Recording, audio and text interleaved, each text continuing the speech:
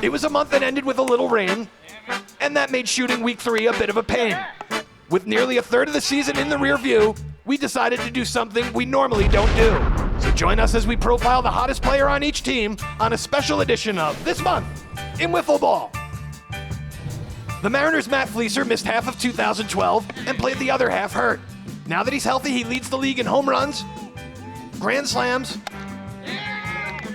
RBI, and on the carpet, he's yet to give up a hit. With just one loss on the season, the Mariners are out to prove that luck had nothing to do with 2012. At the rate the Tigers' Anthony Bevilacqua is going this season, he is on pace to top his home runs, RBI, and win total of 2012 by sometime in mid-June. Could Bevilacqua be the first Rookie of the Year to win the MVP? With the struggling Brewers up next, the 4-2 Tigers could be going places. Batting .423 with 2 home runs and 6 RBI, the Pirates' Bobby Daly is off to the best start of his career. Unfortunately for him and his Pirates, it's only resulted in a 1-5 record. With the toughest schedule of any team early on, the Pirates are counting on a second-half streak.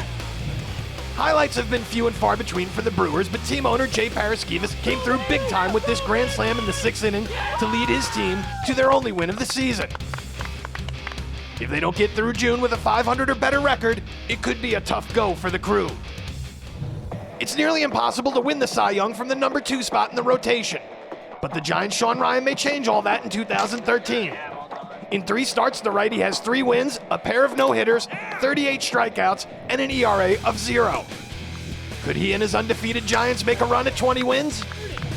Regarded mostly for his pitching and defense, the Orioles' Tim Trineri has shown that he's also a power threat at the plate. With 4 home runs in his past 4 games, the big right-hander is making the Orioles happy they had the first overall pick in the draft.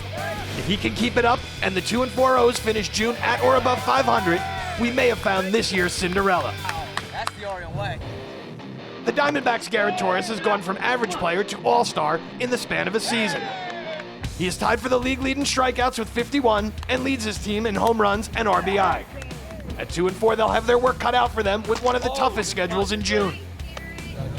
Where would the Marlins be without Kyle Von Schlossingen? Well, they'd probably still be 1-5, but the 14-year-old has turned some heads, and though he is only 0-4, he has K'd a remarkable 50 batters. With the return of Dakota Kenny week 4, the Marlins will play their first game of the season with their entire roster. Nick Squitieri wasn't slated to take the hill for the Angels in 2013, but with 1 win and 1 start, we should expect to see a lot more of him on the carpet this season. Add that to his team-leading .387 batting average and 8 RBI, and the 2-4 Angels could be a team headed in the right direction. Rich Galad's hitting sometimes overshadows what else he can do on the field. Though the reigning MVP is batting .500 with 4 home runs and 10 RBI, he's done his best work this season on the carpet. Galad is 4-0 and hasn't allowed a run in over 16 innings of work. With a lineup that averages a league-leading 7 runs per game, the 6-0 Dodgers have a lot to smile about. Here's a look at the standings after 3 weeks of the 2013 season.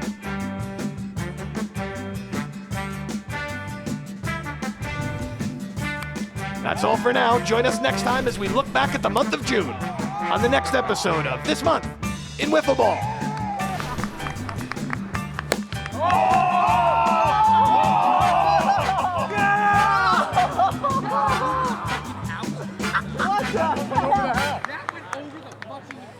Promotional consideration was paid for by Bailey's Smokehouse. Bailey's Smokehouse, the best barbecue east of the Mississippi.